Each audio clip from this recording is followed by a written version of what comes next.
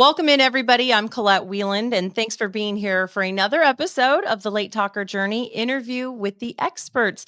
Today's topic is Sibshops.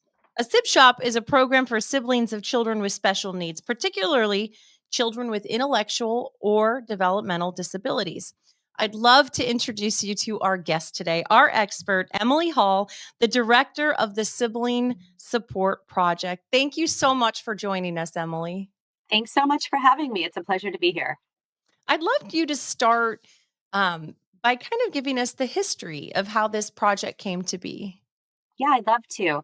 Sibshops started really in the late 1970s with a man called Don Meyer, who at that time was a graduate student and former special education teacher.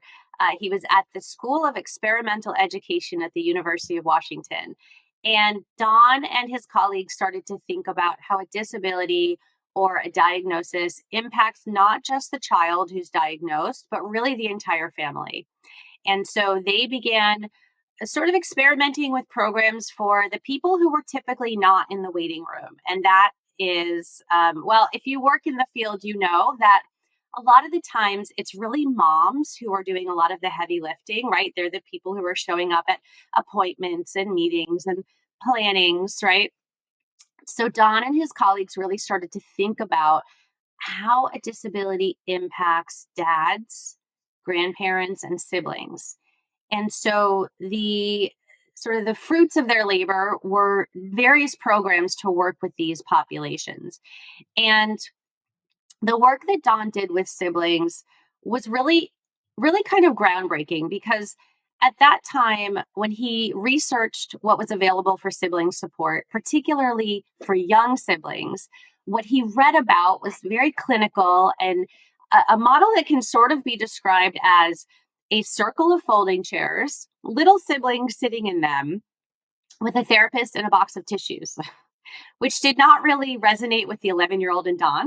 It did not seem like something that he would give up a perfectly lovely Saturday afternoon to attend. And so, in thinking about how to support young brothers and sisters of kids with support needs, Don really wanted to create a model that focused and centered around play. And so the idea of the Sib Shop was born, and it has just evolved and grown ever since. How long have you been involved? I have been involved with Sib Shops really since 2007 when I first attended the Sib Shop facilitator training that was offered by Don. I then, at that point, was living in New York, and a colleague suggested that we go to this training, and it really changed my life because I am the sibling of a person with a disability, and sitting in the audience of that training, I marveled at the fact that, first of all, there were other siblings like me. I had really no idea. I mean, I guess I suppose that there were other siblings out there like me, but I had never really connected with other siblings. And then the second part of my disbelief was that there was this entire program dedicated to supporting siblings like me. And so from that point forward, I really did everything I could to follow Don's work and to implement some of his programs and practices in New York, where I was at the time. And then Don and I stayed in contact. We collaborated on a couple of books. My background is one of my degrees is in writing. I started sort of in the disability field in the communications part of it, and then went on to earn a master's in social work because I wanted to work directly with people. And so, sort of everything I did after that point, after that training with Don, I was always somehow trying to create services and supports for siblings. When Don decided he was going to retire in 2018, most of us in the sibling community sort of plugged our ears and pretended not to hear that because Don really is considered the father of the sibling movement and really the person who has created so many of these spaces for siblings. But it was really an honor to be able to even consider throwing my name in the hat for this role. And after a national search, I was the lucky person who got to be that person who is stepping into that role and continuing Don's legacy. Emily, being a sibling yourself, how would this program, looking back, how would it have helped you if you were a 10, 11-year-old girl again? Oh my gosh, I think about that all the time. And I so often say, I wish that I had Sibshops when I was a kid. Now, I'll date myself and tell you that I was of the right age to attend Sibshops when Don was creating them in the early 1980s. But he was really doing this work primarily here in Seattle. And it wasn't until 1990 that he created the Sibling Support Project and started to conduct trainings and teach people across the country and around the world on how to run Sibshops. And I'm sure we'll talk about that in a bit. But I think about that all the time, that as a 10, 11-year-old child, I would have so loved to have an opportunity to meet other brothers and sisters. As I said, I didn't know anyone growing up that had a brother or sister with a disability, and that can be a really lonely place to hang out. Um, Feeling very isolated and like my peers couldn't possibly understand what I was experiencing at home. It would have made such a difference, even just to connect with other kids and to know that I wasn't alone. The other really powerful thing about Sibshops is that they do center around play because they are designed entirely for kids. And I think that having an opportunity to just be in a space with other kids, to be silly and have fun and not worry about some of the responsibilities that I sort of took on and took upon myself as a sibling, to sort of look out for my brother and care for him and be the responsible one and be the perfect kid. That's a lot of pressure, and we know from research that many siblings put that pressure upon themselves. And so I think one of the greatest gifts of Sibshops is just enabling kids to come and be kids and have fun and play. That would have made such a difference for me. At this point, nationwide, what age are you serving? When does the program start and sort of end? And then kind of run us through what a typical Saturday afternoon at Sip Shop might look like. So the typical age of a child who attends a sip shop, when Don was creating the sip shop model, he was really thinking about school age children. So children between the ages of 8 and 13. However, in the many years since sip shops have been created, we have trained organizations around the world on how to run sip shops, and we know that those organizations, some of them are supporting children a little bit younger than that, and many are also now supporting teens who are a little bit older than 13, because we know that once someone reaches the age of 14, it's not like the need stops, right? But we, with teens, maybe want to adjust our programming a little bit to be more appealing to adolescents who really want to be out in the community doing things, who might want a little bit less structure and more opportunities to sort of connect informally. So, it's a really wide age range. And we also know of sib shops that incorporate young adult siblings, older teens, and young adult siblings as volunteers, as kind of mentors for the younger kids. So it's Mm. truly a program that can support a wide age range. When a child, a sibling, comes to one of these programs, is there a lot of pressure for them to talk about their sibling who has the special needs? Or is it sort of, no, we're not going to talk about any of that. We're just going to have a you day, you know? It's a great question, and it connects back to your question about what does a typical sib shop look like. And so a typical sib shop is really it's kind of a combination of different types of activities, all of which center around play and fun. So, even our discussion activities, to answer your question, are centered around play. They're structured as games, because what we find is that play really does break down walls, break down barriers to communication. Play helps children connect and feel comfortable. And so once kids are having fun, and we do utilize a lot of humor in sib shops. Laughter is a big focus. We find that when kids are comfortable and having fun, that's when the walls come down, and they will be able to maybe articulate the things that are a little bit harder to say in other parts of their lives.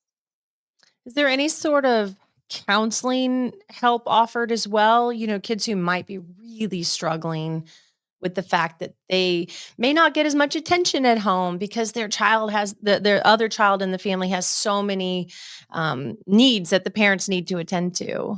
So the sib shop model is not considered therapy, group or otherwise. It's not really a clinical intervention. And when we train folks to become sib shop facilitators, those who do have a clinical background, I sort of have to sort of like warn them that, okay, we're going to have to take off our clinical hats when we're running sib shops and recognize that these kids are the true experts of their experience. So there's a big emphasis on peer support in sib shops.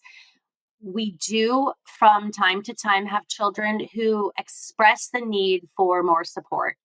And when we conduct our training for sib shop facilitators for them to become certified, we refer to our sib shop standards of practice, which are sort of our best practices compiled by very experienced sib shop facilitators over many years. And one of the things we talk about is the need to sometimes refer children to additional services. And so, going into the experience of facilitating sib shops, facilitators already have in the back of their mind that it's really helpful to have uh, maybe a community based therapist or counselor that they can refer children to should they express the need for additional support. It doesn't mean we don't want the child to come back to sib shops. In fact, of course, we want the child to come back to sib shops, and we want them to get that additional support outside of sib shops if they need that. Okay, couple of two-parter questions here. So, how many sib shops are there currently nationwide? And then the follow-up to that would be, if somebody wants to get one started in their community because they see a real need for this, how can they do that? So, at last check, I think we have around just over 650 sib shops worldwide, in just about every US state and 26 countries around the world, which is so exciting. And we love that that number grows. Every month we trade new facilitators and that number grows, which is really great. Um, if you are interested in finding a sib shop or starting a sib shop, and I hope that people listening to this do consider that, because um, we are so proud of the work that we've done to create 650 plus sib shops around the world, and we know that millions of siblings still don't have a sib shop around the corner and could still really benefit from the connection and support provided by a sib shop. So if there isn't a sib shop near you, it's relatively easy to start a sib shop. First of all, we want you to be affiliated with an organization that has experience working with children. Super, super important. And we invite you to come and do our sib shop facilitator training. We have a certification training that we offer online. It's a self-paced online training that we offer every month. There are live coaching calls and very much of a community feeling with your cohort that you're going through the training with. So you're not sort of doing this in a vacuum and feeling alone. We want the training experience to really emulate the sib shop experience, and so you're in community with others.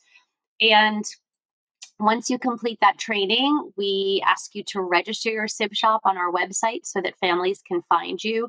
And we provide ongoing support for sib shop facilitators through online communities and through quarterly Zoom meetings. So, and the last two-part question, I promise, I want to talk about the costs associated with this. One, is there a cost for participants to join a sib shop program? And then is there a big cost to get one started like you just described? I'll start with getting started. The cost is not, I really considerable. Our training right now is $449 for a single individual to come through our online self-paced training. And a lot of times, an organization will cover that cost because they're really dedicated to supporting siblings. We offer group discounts for folks who want to come through with other colleagues, and we actually recommend that so that you have a more sustainable sib shop. You have, I always use a baseball term, you have a deeper bench, right, to Mm. select from, to bring players in to support your sib shop. So the cost is not considerable. I always say it's relatively inexpensive and very easy to run sib shops. Your basic set of materials that you'll need for a sib shop are not very expensive. And if you already work with kids, it's stuff that you already have. It's magic markers and art supplies and maybe some balloons here and there. So the cost to start up is really quite manageable. And then in terms of the participants, so this is really up to the individual sib shop. So we train people, they go out into the world, they start their sib shop, and it's really up to them how much they charge, if they charge, depending on the organization. They may have some funding requirements that require them to offer services for free, for example. However, I will tell you that we do recommend that sib shops charge at least a nominal fee. And that is simply because we know that when parents make even a small investment in an activity, there's a greater chance that they're going to follow through and actually bring their child. And so sib shop costs really range. There's a range, and it just kind of depends on what your local sib shop has decided to do. Most sib shops do offer scholarship opportunities. So if that fee is not accessible to a family, there are partial or full scholarships. And then we also encourage sib shops to have an opportunity for families with deeper pockets to donate to their sib shop scholarship fund. So we really want to make sib shops accessible to everyone.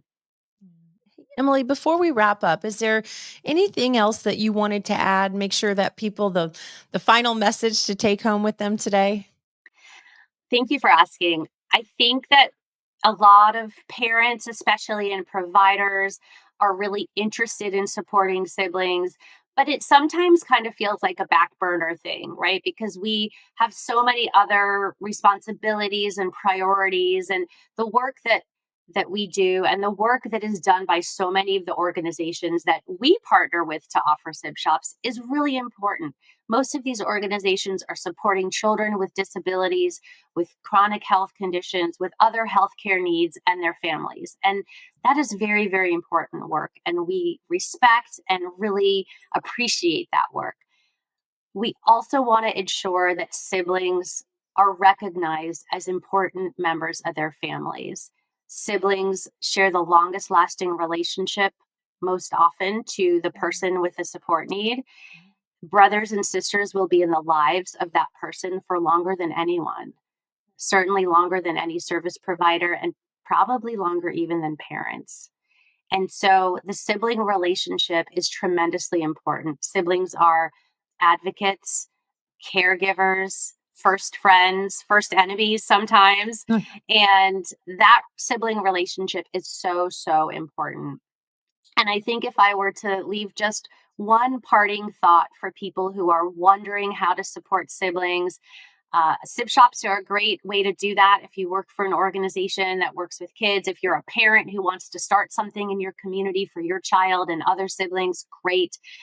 But regardless of your role and your relationship to siblings, you can make a tremendously impactful difference by just remembering that siblings want to be heard and validated. Siblings want to be heard and validated because there's not a lot that we can do maybe to change the outcome of certain situations, but if we can walk alongside siblings, let them know that they matter, that they're important, that we care about who they are as a person and not just as so and so's brother or sister, that can instill a lifetime of self-confidence, of self-worth. And I just can't say enough about how important and impactful that is. So that's my takeaway. Siblings want to be heard and validated, and that goes a long, long way. Oh, Emily, this has been such a meaningful conversation with you today. So thank you very much for your time. We're going to happily provide the links to the national organization here on our podcast channel. So if you'd like to also leave your comments, questions, maybe you have some follow up questions, we're happy to pass those along. You can, the YouTube channel's got a great section right there. And hey, while you're there, you can click subscribe and hit the bell so that you can keep getting all of this great information. And as always, you can visit the Late Talkers Foundation website. Thanks for tuning in. We'll see you next time.